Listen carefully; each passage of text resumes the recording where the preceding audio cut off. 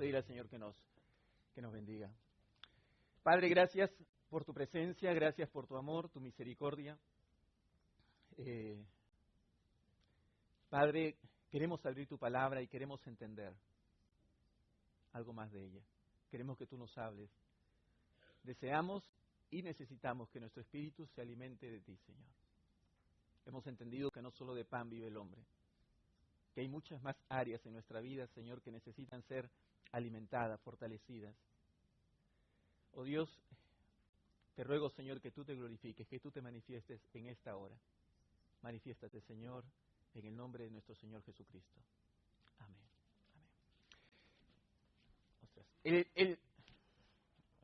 Amén. Ostras. El domingo 17 de abril empezamos una serie de 7 semanas que tratan sobre el mensaje de Jesucristo a las 7 iglesias del Apocalipsis. Si nunca habéis leído Apocalipsis, hay un mensaje específico de Jesucristo a 7 iglesias del tiempo de los apóstoles, ¿vale? Vamos a empezar el 17 de abril y hoy vamos a dar una pequeña introducción con el texto anterior a ese mensaje a las 7 iglesias. Así que vamos a ir a Apocalipsis capítulo 1, por favor, y vamos a leer el texto que nos corresponde esta mañana. Apocalipsis 1, vamos a leer del 9 al 18.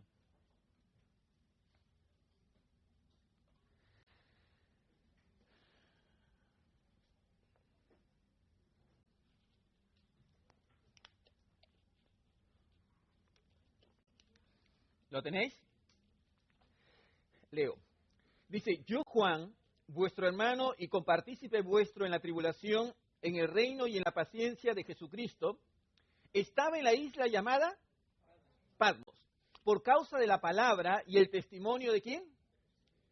Yo estaba en el Espíritu, dice Juan, y en el día del Señor, y oí detrás de mí una gran voz, ¿como de qué? De trompeta, que decía, yo soy el Alfa y el Omega, el primero y el... Escribe en un libro lo que ves y envíalo a las 7 iglesias que están en Asia, a Éfeso, Esmirna, Pérgamo, Tiatira, Sardis, Filadelfia y la Odisea. Y me volví para ver la voz que hablaba conmigo y vuelto vi 7 candeleros de oro. Y en medio de los 7 candeleros a uno semejante al Hijo del Hombre, vestido de una ropa que llegaba hasta los pies y ceñido por el pecho con un cinto de oro. Su cabeza y sus cabellos eran blancos como la blanca lana, como nieve. Sus ojos como llama de fuego, y sus pies semejantes al bronce bruñido, refulgente como en un horno, y su voz como estruendo de muchas aguas. Tenía a su diestra 7 estrellas, y de su boca salía una espada aguda de 2 filos, y su rostro era como el sol cuando resplandece en su fuerza. Cuando le vi, caí como muerto a sus pies. Y él puso su diestra sobre mí, diciéndome, no temas, yo soy el primero y el último, y el que vivo, y estuve muerto, mas he aquí que vivo por los siglos de los siglos. Amén. Y tengo las llaves de la muerte y el Hades. Dios bendiga su palabra esta mañana.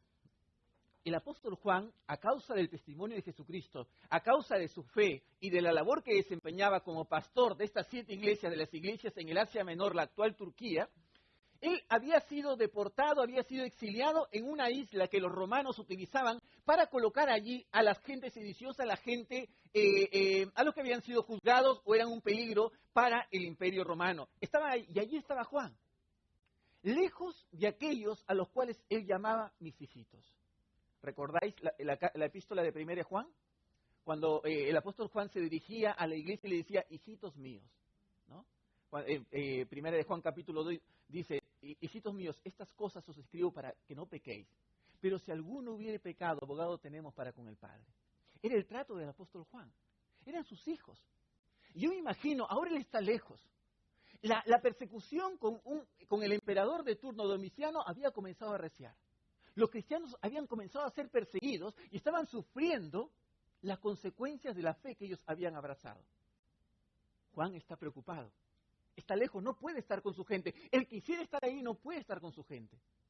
Es en esa situación que dice que estando en el día del Señor, en el Espíritu, recibe esta impresionante revelación del Cristo resucitado. ¿Qué nos enseña toda esta revelación increíble? ¿Qué nos dice? ¿Qué nos quiere transmitir? ¿Qué quiso transmitir a Juan? ¿Qué quiso transmitir a la iglesia de ese tiempo? ¿Qué nos transmite a nosotros los creyentes 20 o 21 siglos después de que esto haya acontecido? Hay un comentarista que describe, me llamó la atención su descripción de la revelación de Jesucristo, y quisiera leérselas. Dice, nótese que al Hijo del Hombre se lo describe aquí como vestido con poder y majestad, y con temor y terror. Esa túnica real larga, ese cinturón dorado abrochado en el pecho, ese cabello tan brillantemente blanco como la nieve en la que se refleja el sol y que daña los ojos. Esos ojos que despiden fuego, ojos que leen todo corazón y que penetran todo rincón escondido.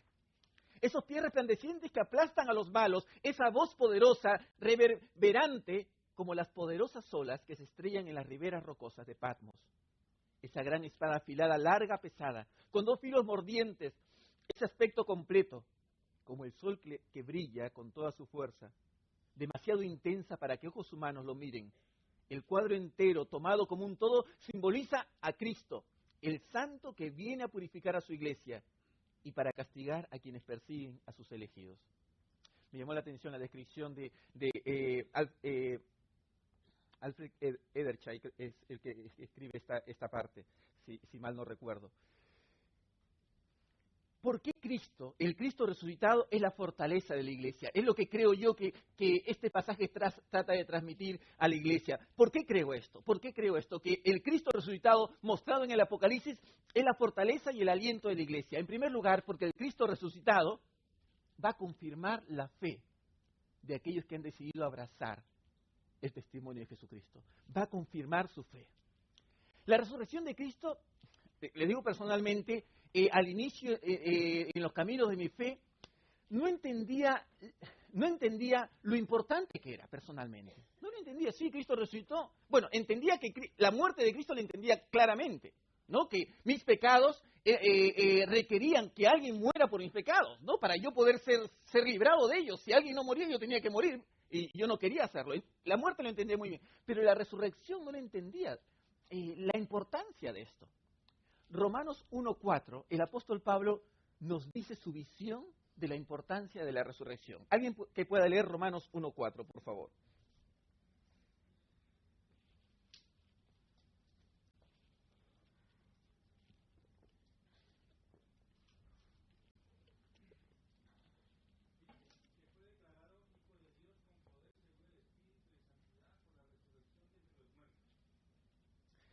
Que fue declarado Hijo de Dios con poder, según el Espíritu de Santidad, por la resurrección de los muertos. Si Cristo no hubiera resucitado, hubiera sido un rabino muy sabio, con muchas ideas muy increíbles, maravillosas, con un nivel moral muy alto, y hubiera sido un mártir de su tiempo. Si no hubiera resucitado, él hubiera acabado allí. Pero la resurrección de Cristo nos muestra que estamos delante no solamente de un ser humano, estamos delante de alguien que decía que era divino y que lo demostró a través de su rebelión frente a la muerte, de su resurrección de entre los muertos. La resurrección de Cristo muestra que Cristo no solamente era un ser humano, sino que en realidad era lo que él decía, el Hijo de Dios, Dios mismo. Es lo que muestra. Y muestra que nuestra fe no es vana, que no estamos creyendo una ilusión. Muestra que nuestra fe está puesta en realidades tangibles, en la resurrección de Jesucristo. Vamos a ir avanzando en esto.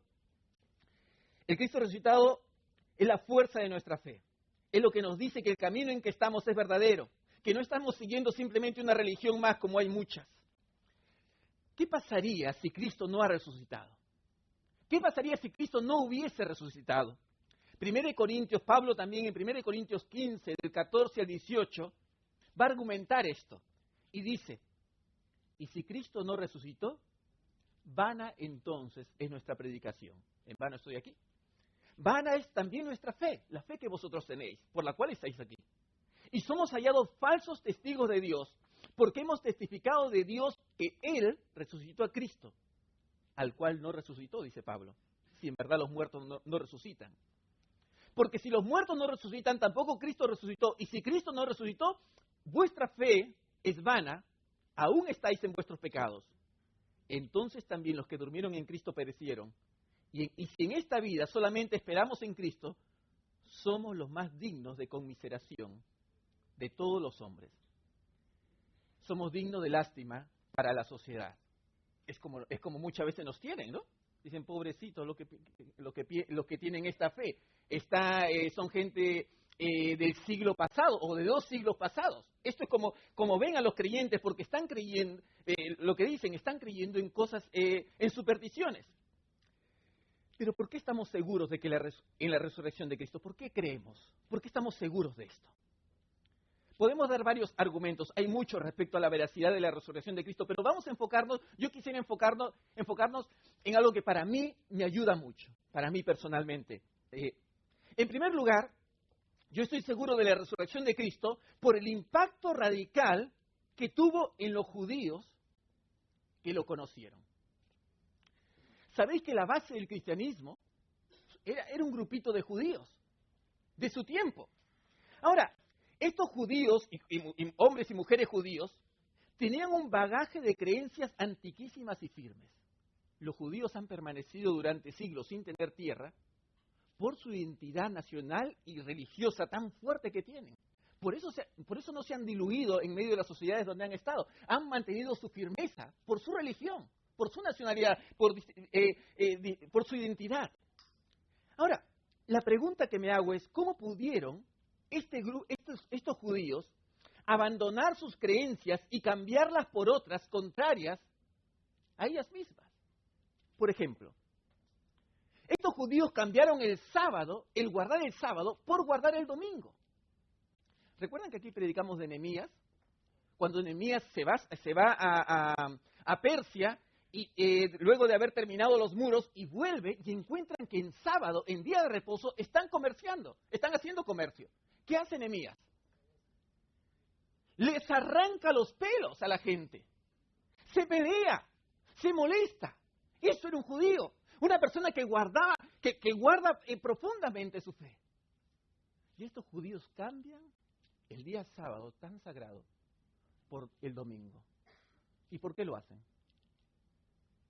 Porque el domingo resucitó nuestro Señor Jesucristo. Por la resurrección de Jesucristo, un domingo. Y por eso lo cambian. Solo la resurrección de Cristo nos da una respuesta lógica a un cambio tan importante para los judíos. Y no solamente el sábado o el domingo.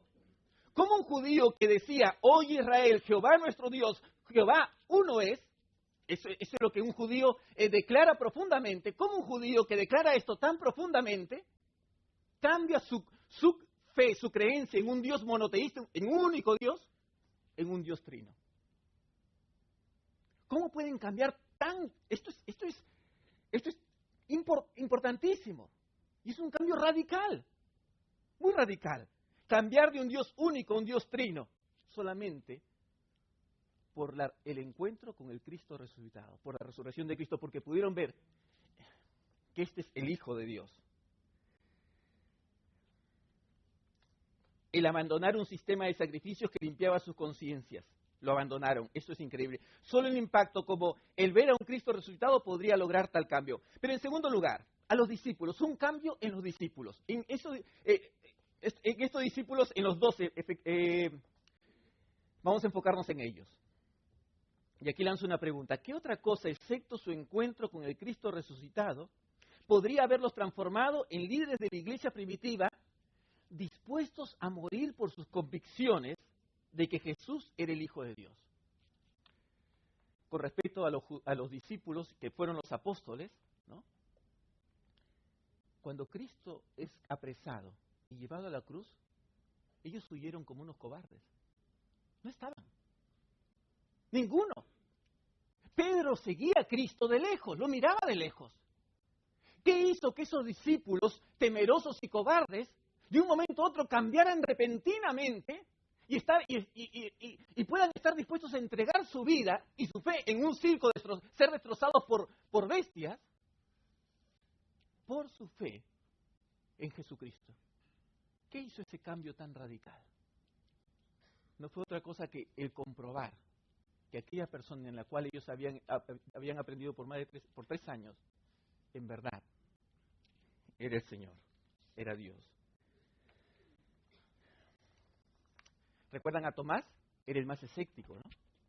A ver, ver para creer, quiero ver. Tú tanto que me dices estas cosas, quiero verlo, quiero comprobarlo, quiero experimentarlo, quiero una prueba empírica, ¿no? Si no meto mis dedos en los orificios humanos y mis manos en su costado, no creeré. ¿Saben qué dice la tradición de Tomás, cómo termina su vida? Él se fue predicando el Evangelio y llegó hasta la India. Y ahí murió martirizado por la fe en Jesucristo. Ese Tomás escéptico. ¿Qué hizo que ese hombre escéptico entregue su vida por la fe en Jesucristo? ¿Qué es lo que hizo? Sino el comprobar que ese hombre que él escuchó por 3 años en sus enseñanzas, comprobar que en verdad era el Hijo de Dios. Pero en tercer lugar, el cambio de la historia. Él transformó el cristianismo, la fe en ese Cristo resucitado, transformó el mundo de su tiempo. Hoy nuestro mundo occidental está secularizado, ¿no? Han echado intentan, o si ya casi lo han hecho, pero han echado a Dios de todo lugar de donde han podido. Tratan de exterminar todo vestigio de Dios de la sociedad. Quieren que la sociedad sea secular, no haya nada sagrado en la sociedad. Ese es el intento de la sociedad hoy en día. Ahora, pero la pregunta es esta. ¿De dónde surgieron los valores sobre los cuales este mundo occidental se ha formado? ¿Sobre qué valores se fundó este mundo occidental? ¿Sobre qué valores? Bertrand, hay un ateo famoso, filósofo y matemático ateo del siglo XIX, si no me equivoco, Bertrand Russell. ¿Han escuchado de él? Era un ateo, peleaba en contra del cristianismo, peleaba mucho. Hay un dicho de él en la casa de Gandhi. ¿Habéis escuchado de Gandhi? Es un luchador de los derechos sociales de la India. Luchó por su independencia, luchó por los distintos derechos en la India. Pero luchó con armas como la no violencia, muy similar a lo que hizo Martin Luther King en los Estados Unidos, por los derechos sociales también. Hay una nota en la casa de Gandhi, un escrito de Bertrand Russell, que dice: este hombre no hubiera tenido éxito si no hubiera apelado a una sociedad cristianizada. Este hombre no hubiera tenido éxito si no hubiera apelado a la conciencia de una sociedad cristianizada. Es interesante que un ateo como Bertrand Russell confirme que Gandhi tuvo éxito porque estaba apelando a la conciencia de Occidente y una sociedad cristianizada. Si no hubieran sido cristianos, Gandhi no hubiera tenido éxito. Es interesante cómo un ateo puede ver esto. Ahora, el cristianismo, ¿qué mundo transformó? ¿Cómo era el mundo donde el cristianismo nació? Era Roma. ¿Cómo era el imperio romano? Hay un libro que es básico en el seminario, uno de los primeros libros que lees es este, La vida y los tiempos de Jesús, el Mesías, por Alfred Ehrenshaid, que él mencionaba hace un momento. Él hace una descripción de Roma del tiempo de Jesús, o del tiempo de la iglesia primitiva. Dice así: no existía el derecho absoluto, el poder era el derecho. Las relaciones sociales demostraban la mayor corrupción posible. La inviolabilidad del matrimonio había cesado. El libertinaje femenino y la disolución general llevó al final hacia una terminación completa del matrimonio. El aborto, el exhibicionismo y el asesinato de los recién nacidos eran comunes y tolerados. Los vicios no naturales, que no solo los más grandes filósofos practicaban, no solo eran promovidos, sino que llegaban a proporciones desafiantes a toda descripción. Esa era Roma. Cuando leo esto yo me pregunto, ¿cuánto se parece la Roma de ese tiempo a nuestro mundo de hoy? ¿Cuál es la condición de los matrimonios hoy en día? ¿Cuál es la condición de la sociedad hoy en día? ¿Cuál es la condición moral de la sociedad hoy en día? Cuando quitamos a Dios de la ecuación, hay un cambio increíble en todo esto. Este es el tipo de mundo que el cristianismo transformó. Él dio valor al matrimonio, él dio valor a aquellos que aún no nacían, definió la moralidad donde no la había. ¿Cómo pudo transformarse una sociedad poderosa con estos valores por un puñado de judíos despreciados? ¿No? Anteayer fui a visitar a mi madre a Manresa y estaba con Arbella persiguiendo detrás de ella en la plaza del ayuntamiento de Manresa. Ahí, como todo papá, no persiguiendo por dónde iba Arbella, y se metió por una callejuela bien pequeñita, ¿no? Y ahí tuve que seguirla y encontré un tablero allí en esta ciudad tan vieja que decía la bajada de los judíos. Y la descripción decía que por esa zona donde estaba esa bajada, era la zona donde vivían los judíos y mostraba dónde estaba el cementerio de los judíos, y después, esto en el siglo XIV más o menos, y decía también que por la peste negra que existió en Europa en ese tiempo, los judíos comenzaron a ser atacados y fueron echados de aquí. Los judíos siempre han sido despreciados.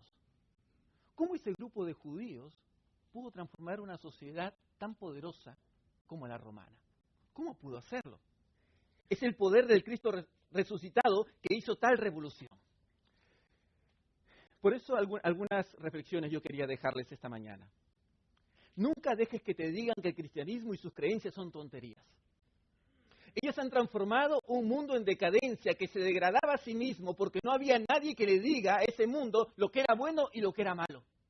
No había ley moral en ese mundo. Como dice Ederchai, el poder era la ley. Es lo que pasa hoy en día con este mundo que no sabe distinguir entre lo que es bueno y lo que es malo. Leí en La Vanguardia y Ramón Ramey, si está por ahí, dejó a Conchita y salió, me parece, Ramón Ramey. Me pasó un artículo de La Vanguardia donde se hacía una encuesta a jóvenes aquí en Cataluña y le pedían que definan el bien y definan el mal. No sabían cómo definirlo. No sabían en qué basar lo que era bueno y lo que es malo. Cuando quitas a Dios de la ecuación, ¿qué te dice lo que es bueno y lo que es malo? ¿Quién puede sostener una ley moral? Otra vez, ateo, Bertrand Russell, le preguntaron esto mismo, estaba leyendo sobre él, por eso que lo saco aquí, le preguntaron esto mismo, ¿cómo tú defines el bien y el mal? Y él responde y dice, bueno, es tan fácil como definir lo que es azul y lo que es verde. Ostras, vale, está bien, pero ¿cómo defines el bien y el mal? Y al final él responde, él dice, bueno, por lo que siento. Por lo que siento. El que estaba dando esta conferencia, de donde he sacado un poco de información y algunos libros, decía esto, ¿no? Hoy en día hay gente que por lo que siente ama a su vecino y hay gente que por lo que siente también se come a su vecino, en ciertas partes del mundo. Hoy en día por lo que hay gente porque siente que esto es malo, hace daño a gente, asesinan a otras personas, porque sienten que esto es lo mejor. Estamos sufriendo estas cosas.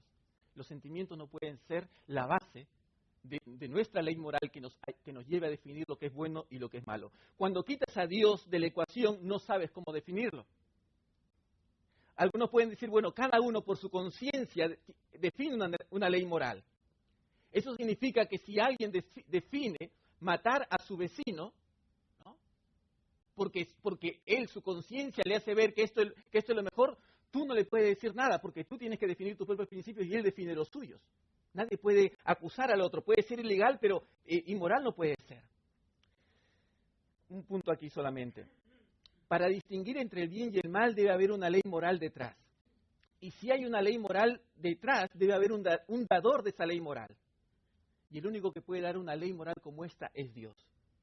Es el que sustenta la ley moral y que define el bien y el mal. Es por la razón que hoy en día hay tanta confusión en cuanto a esto. Tanta confusión. Mis hermanos, la resurrección de Cristo tiene mucho poder para nosotros. Es lo que da sentido a nuestra fe, a nuestra existencia como iglesia. Es lo único, una de las únicas cosas que te dice que tú estás en la verdad. Es las únicas cosas que te dice que al final va a haber una recompensa, va a haber un juicio recto y justo. Nos reunimos el domingo pasado con jóvenes en casa, en casa a comer, y entre las preguntas que surgían, surgió una pregunta sobre la justicia y cómo algunas personas afecta el hecho de tanta injusticia en esta tierra y cómo gente muere injustamente y nadie hace nada. ¿Quién va a hacer justicia a toda esta gente que está muriendo en África, en Asia? ¿Quién va a hacer justicia? La respuesta que te da un ateo, ¿cuál es? No hay respuesta. Con la muerte acaba todo. No tiene ninguna respuesta, ningún consuelo. Nuestra fe, el cristianismo, el Cristo resucitado de la Escritura, nos dice que va a haber un juicio, donde toda lágrima será enjugada, donde cada uno de los muertos que murieron injustamente serán resucitados y cada uno recibirá de acuerdo a lo que sembró. ¿No? Mis hermanos, nuestra fe está basada en la resurrección de Jesucristo. Dos cosas finales solamente. El Cristo resucitado del Apocalipsis también nos dice que Él sigue siendo Rey y que Él sigue observando. Me llama la atención cuando dice Jesús que sus ojos eran como llamas de fuego. Hemos leído esto, ¿no? ¿Qué significa esto? Está hablando de un Jesús cuya mirada penetra la profundidad del alma. Él cuando te mira lo profundo de tu alma. Y sabe tu dolor. Sabe tu situación, sabe tus sentimientos. Él mira lo profundo de ti. Jesús está caminando por Palestina y se acerca un joven rico, ¿recuerdan? Le toca y le dice, ¿qué puedo hacer para heredar el reino de los cielos? ¿No? Jesús le dice, la ley tienes, ¿no? Y pasa. Y el joven rico insiste y le dice, bueno, lo he cumplido todo. Ostras, Jesús, esa respuesta le llama la atención y le dice, lo mira, dice el texto, si tú te detienes, le dice el texto, lo miró, y yo creo que en ese momento le hice un escáner, un tag de esos profundos, todo, y le dijo, vende tus bienes y dalo a los pobres. Dice que el joven rico se fue triste y lo abandonó. Esa es la mirada del Jesús del Apocalipsis. Cuando en verdad Él te mira, Él sabe en lo profundo de tu corazón quién eres, cuál es tu condición. Sabe en lo profundo de tu corazón cuál es el obstáculo para que tú le sigas. Él te conoce. Sus ojos son como llamas de fuego que miran profundamente y conocen nuestra realidad. Y por último, en tercer lugar, el Cristo resucitado del Apocalipsis también nos dice que Él vendrá a juzgar. Yo quisiera que vayamos para terminar con esta lectura, Apocalipsis 9, del 11 al 16. Dice, entonces vi el cielo abierto y he aquí un caballo blanco y el que lo montaba se llamaba Fiel y Verdadero, y con justicia juzga y pelea. Sus ojos eran como llamas de fuego, y había en su cabeza muchas diademas, y tenía un nombre escrito que ninguno conocía sino él mismo. Estaba vestido de una ropa teñida en sangre, y su nombre era el Verbo de Dios. Y los ejércitos celestiales, vestidos de lino finísimo, blanco y limpio. ¿Están conmigo o qué? ¿Qué he dicho yo? 9:11. Es 19:11. ¿Habéis escuchado mal, hermanos? Siempre os equivocáis. Siempre os equivocáis. Siempre estáis equivocando. Ostras, qué fuerte. 19. Estaba leyendo con tanto entusiasmo ya. 19:11.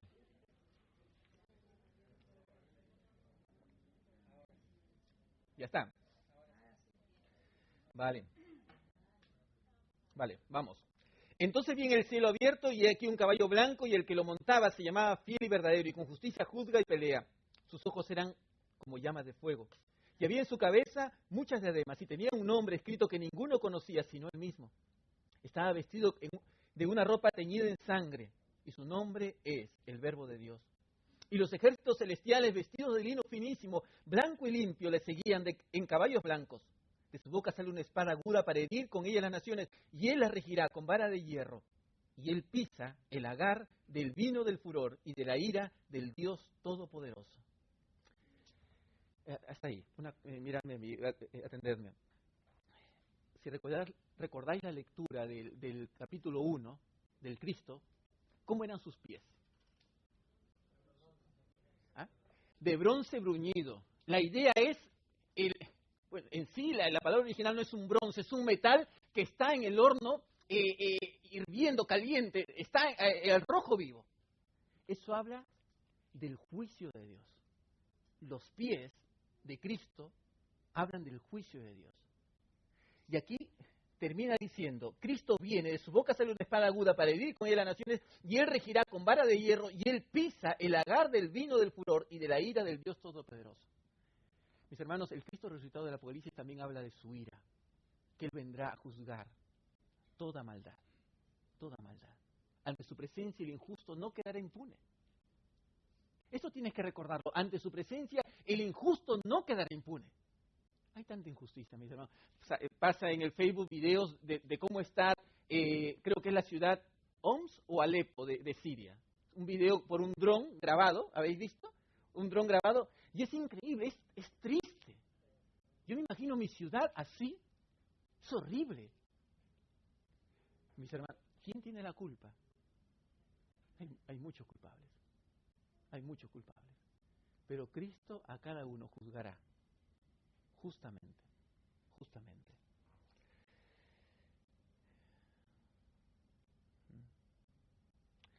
Una cosa, un pequeño detalle antes de terminar. Dice el texto en capítulo 1 que cuando Juan escucha la voz, oyó una trompeta allí.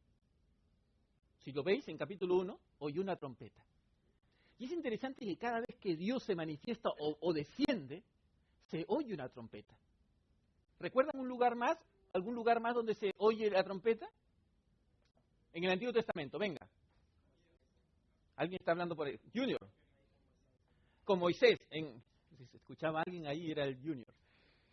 En el monte Sinaí. Dios descendiendo para dar sus leyes. Y se oye una trompeta estruendosa. ¿Dónde más la trompeta se escucha? ¿Quién está hablando?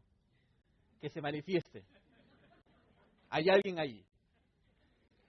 Primera de Corintios 15:52, y allí terminamos. Primera de Corintios 15:52. Que alguien lo lea en voz alta, por favor.